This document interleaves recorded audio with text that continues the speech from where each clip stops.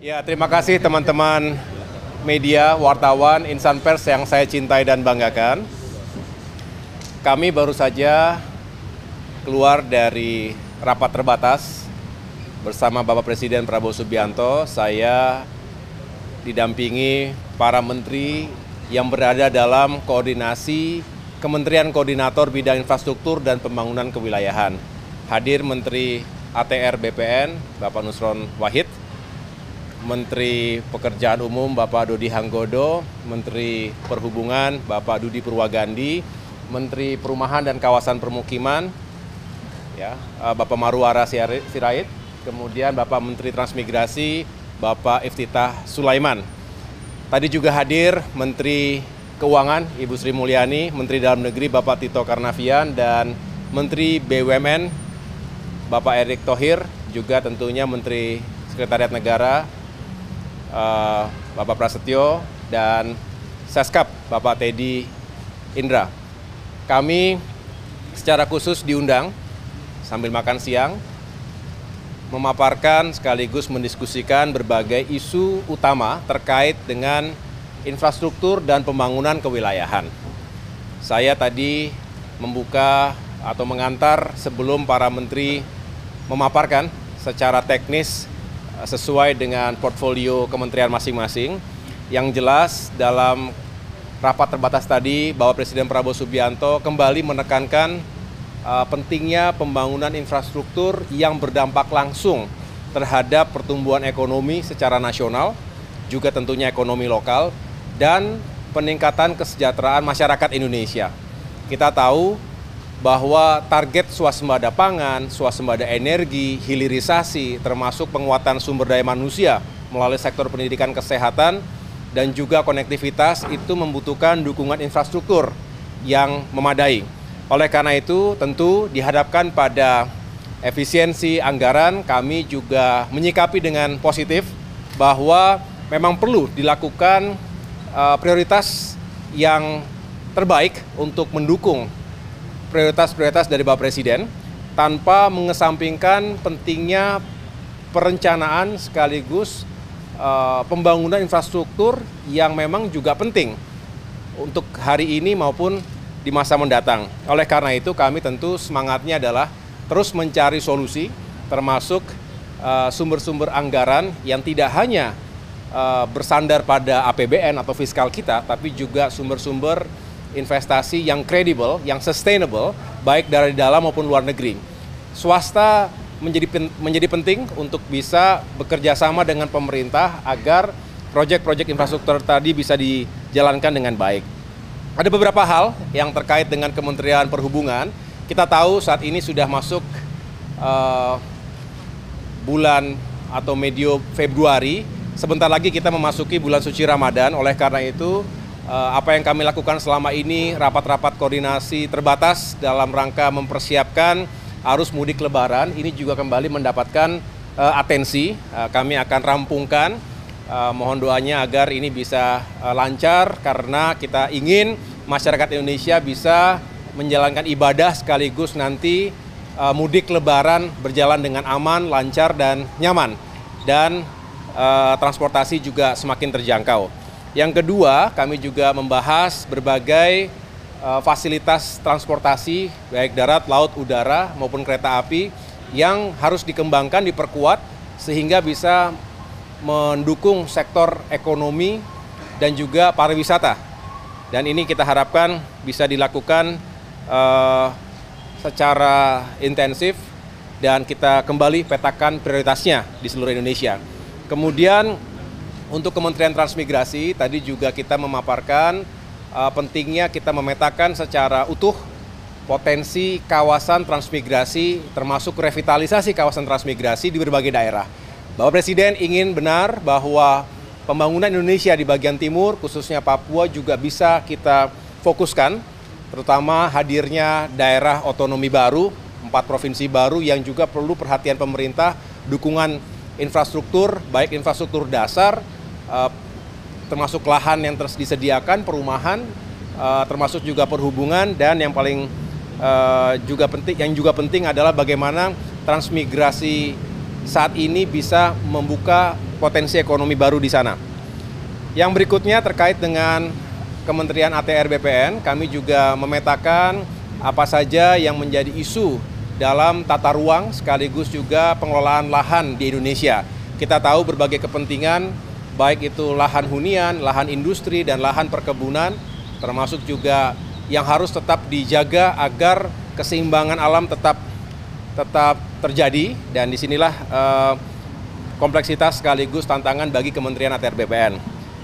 PKP, Perumahan dan Kawasan Permukiman, ini juga memiliki target yang tinggi untuk bisa menyediakan rumah-rumah yang semakin terjangkau bagi masyarakat berpenghasilan rendah.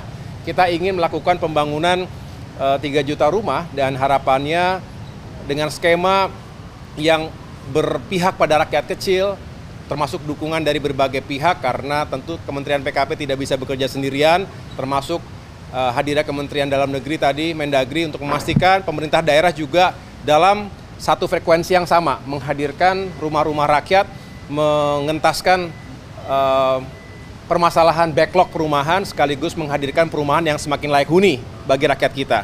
Dan yang terakhir terkait dengan Kementerian Pekerjaan Umum, tentu berbicara infrastruktur dasar, jalan-jalan, persiapan menuju Lebaran, lalu kita juga kembali meyakinkan agar infrastruktur, misalnya bendungan, itu benar-benar terhubung dengan saluran irigasi sehingga bisa meningkatkan swasembada pangan. Dan yang lain-lain yang tentunya membutuhkan perhatian dari sektor pekerjaan umum. Kira-kira itu teman-teman sekalian yang dapat saya sampaikan. Intinya adalah Bapak Presiden senang bahwa infrastruktur ini terus bergerak, terus mencari solusi, dan kami mendengarkan berbagai masukan dan harapan masyarakat tentunya yang juga penting untuk kami akomodasi dalam pengembangan kebijakan di bidang infrastruktur. Terima kasih. Ya, silakan, mungkin ada yang disampaikan ke menteri-menteri lain.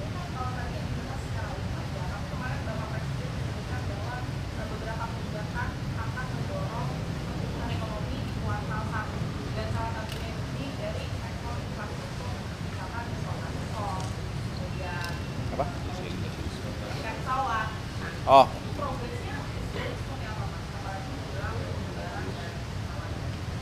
Ya, kami belum bisa mendeklar saat ini karena masih perlu waktu sedikit lagi. Saya mohon waktu terutama Kementerian Perhubungan yang juga tadi masih akan duduk bersama dengan Kementerian BUMN, Kementerian Keuangan, dan lain-lain. Yang jelas semangatnya adalah kami sesuai dengan arahan Bapak Presiden, bagaimana harga tiket, harga transportasi itu lebih terjangkau. Dan di sini kita menunjukkan bahwa pemerintah berpihak pada masyarakat di saat yang memang sangat dibutuhkan. Kita ingin juga menghadirkan kebijakan-kebijakan seperti tadi. Nah, Nataru yang lalu juga sebagai bentuk bahwa walaupun dalam masa pemerintahan yang baru beberapa minggu saja, tapi kami berupaya yang terbaik. Oleh karena itu, kami sedang merumuskan, menuntaskan segala koordinasi karena semua harus dihitung dengan tepat, dengan cermat, dan pada saatnya akan kami umumkan kepada masyarakat. Kenapa? Segera. Mudah-mudahan dalam waktu dekat ini ya, saya sampaikan tadi memang kita butuh waktu, jangan terlalu mepet karena biasanya masyarakat juga sudah mulai mencari tiket itu jauh-jauh hari, 1 bulan paling tidak sebelum tanggal Lebaran. Jadi insya Allah dalam waktu dekat ini kami akan umumkan.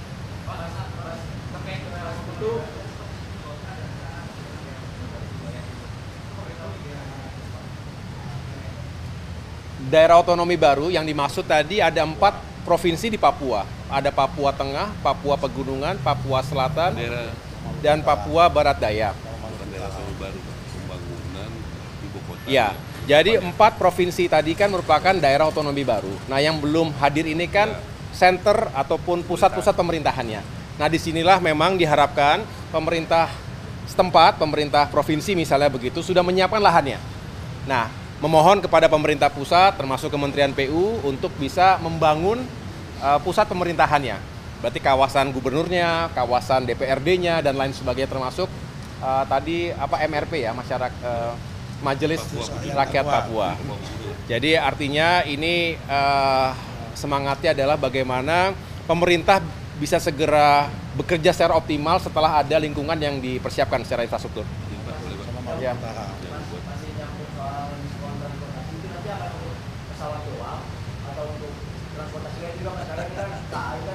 Kita rumuskan. Apa? Kita rumuskan itu kan. Saya tempat. Ya, Bapak.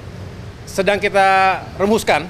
Jadi memang selalu berbicara semangatnya dulu, tapi juga kita harus hitung dengan cermat. Tetapi sekali lagi semangatnya adalah bagaimana transportasi ini semakin terjangkau, khususnya di dalam masa 2 minggu sebelum dan sesudah Lebaran. Disinilah sedang kita hitung juga, termasuk tadi selain itu kita membicarakan bagaimana menyusun strategi untuk mengurai kemacetan.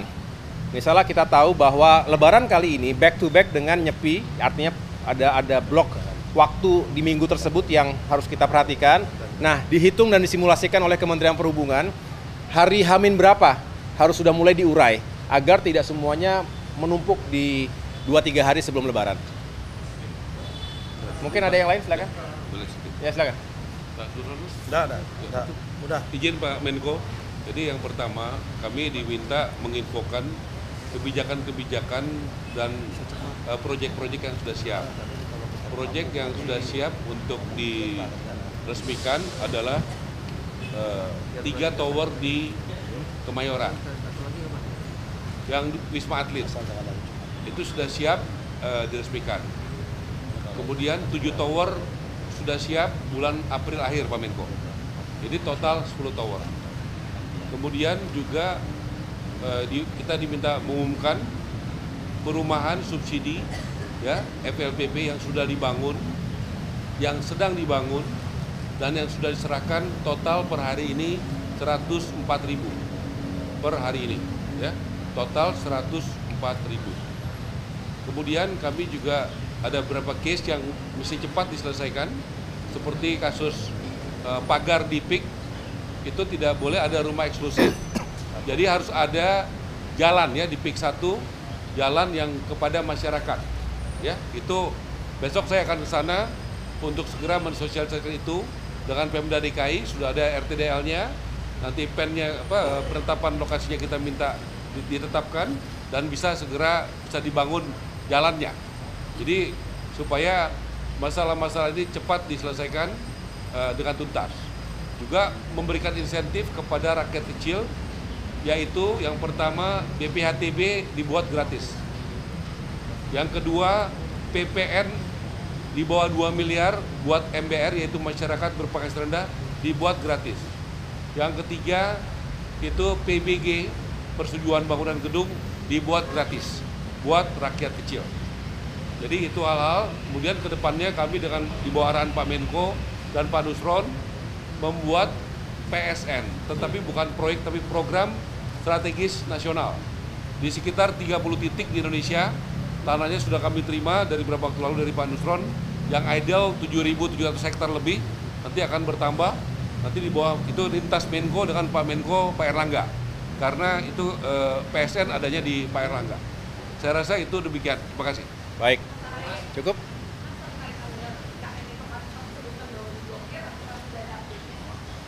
Kenapa? Oh iya, sebentar. Oh. Saya jelaskan satu lagi, izin Pak Menko. Ya. Sudah supaya jelas, dari Bank Indonesia kami sudah mendapatkan Langsung ke IKN kan? pelonggaran GWM, Giro Wajib Minimum. Bank itu ada duitnya di BI, dan itu Bank Indonesia siap untuk menjalankan sejumlah 80 triliun ya, duit bank yang ada di Bank Indonesia. Itu sejumlah 80 triliun, dan kami akan matangkan persiapan di besok malam. Kami akan rapat dengan Menq, dengan BUMN, dan juga Bank Himbara di kantor Menq untuk merealisasikan dalam rangka dukungan daripada Bank Indonesia untuk program pemerintah. Ya, 3 juta rumah itu artinya 3 juta yang dibangun dan yang direnovasi. Jadi demikian, Pak. Makasih, Pak. Cukup ya. Apa? Kenapa? Oh ya. Iya, jadi begini, terakhir saya mengikuti ratas terkait IKN, hadir pula Kepala OIKN, Bapak Basuki, dan telah dipaparkan oleh beliau kepada Bapak Presiden, yang intinya Bapak Presiden telah menyetujui anggaran untuk kelanjutan pembangunan OIKN atau kawasan IKN yang fokus pada pembangunan kawasan legislatif, berarti bicara MPR, DPR, DPD RI, dan juga kawasan judikatif. Ada MA, ada MK, ada KY, Komisi Yudisial. Itu dipersiapkan sekitar 48,8 triliun rupiah. Ini 2025 hingga 2029 dengan tahapan-tahapan tentu yang akan diatur sesuai dengan timeline dan juga rencana kerja yang telah disusun oleh OIKN. Jadi di situ posisinya kami tentu akan juga turut mengkoordinasikan karena OIKN juga menjadi salah satu wilayah koordinasi kami, dan dengan demikian harapannya 1, 2, 3 tahun ke depan ini akan terjadi pembangunan, ada kelanjutan pembangunan dan progres yang bisa kita ikuti bersama. Kenapa?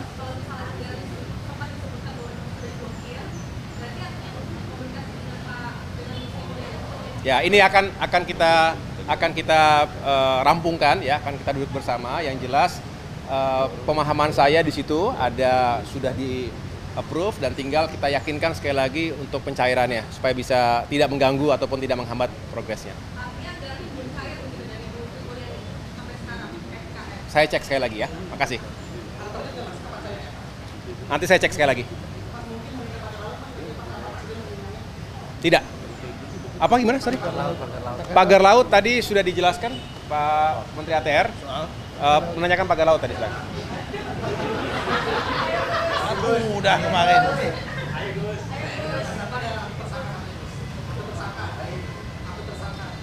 Oh, belum ada. Itu kalau soal tersangka urusannya Pak Kapolri. Jadi tanyanya ke Pak Kapolri yang mengumumkan. Kenapa? Bekasi. Kalau pemecatan BKW akan kami umumkan harusnya hari ini, tapi kan ada rapat ini besok lah. Tunggu besok lah. Tunggu besok ya. Oke. Kenapa? Yang mana? Kalau yang berkomunikasi dengan pengusaha itu kan kita pemerintah memang wajib komunikasi dengan siapapun. Ya kan, dengan pemerintah, dengan rakyat, dengan pengusaha, semua kita komunikasi. Tetapi dengan komunikasi itu bukan berarti kemudian kita tidak tegas. Bukan berarti kita dengan komunikasi itu tidak menegakkan aturan. Buktinya Pak Ara berteman sama Pak Aguan, besok pagernya mau dibuka. Salah satunya contohnya begitu. Bagus. Ya. Kenapa? Pagar laut kan udah selesai. Pagar laut 193 SHGB-nya mereka sudah diserahkan kepada ATR BPN kemarin untuk dibatalkan. Yang Bekasi juga sudah diserahkan untuk dibatalkan. Yang Bekasi kan bukan punya Aguan ya, punya yang lain begitu. Kalau sanksi kan urusannya laut, Pak, bukan urusan kita. Urusan saya kan urusan penerbitan sertifikat tanah yang tidak proper. Kalau urusan kita. Begini, kalau denda masalah pagar laut yang menentukan denda itu kan masalah denda tata ruang penggunaan laut yang nggak sesuai. Itu wilayahnya ada di Kementerian Kelautan. Kalau urusan kita itu masalah administrasi pertanahan. Kita batalkan atau tidak karena itu tidak ada wujud tanahnya gitu ya. Oke.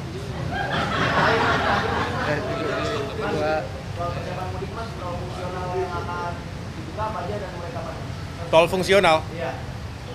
Saja. Oh, di mana tol? Oh, tol fungsional ya.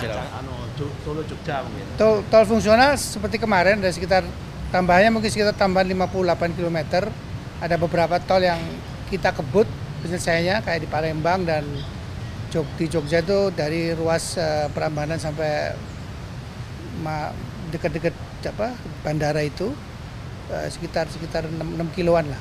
Kita sedang kebut supaya bisa difungsionalkan juga supaya mengurai kemacetan pada saat ada arus mudik.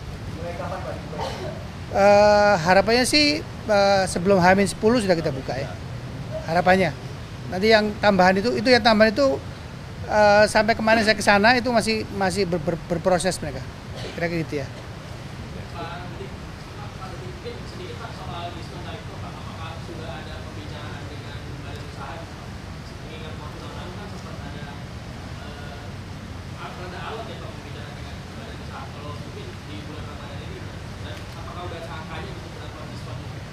Makanya masih dibicarakan sekarang. Angka pastinya belum Mas, tapi kita sudah mulai bicara. Bahkan hari ini Kepala BPJT sudah Zoom meeting dengan semua badan usaha.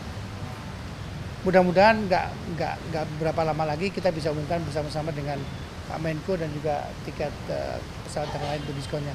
Dari badan usaha sendiri sudah menyampaikan persetujuan itu nggak Pak? Soalnya kan masih dari Pak Prabowo Pak diskusinya. Ya, tapi kita masih diskusikan secara detailnya. Kemarin Pak Prabowo kan juga nggak bicara berapa besarnya kan.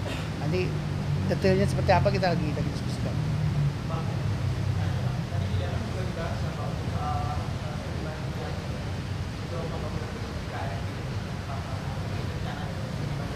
Enggak, saya tidak dibahas itu. Cukup ya teman-teman ya. Makasih.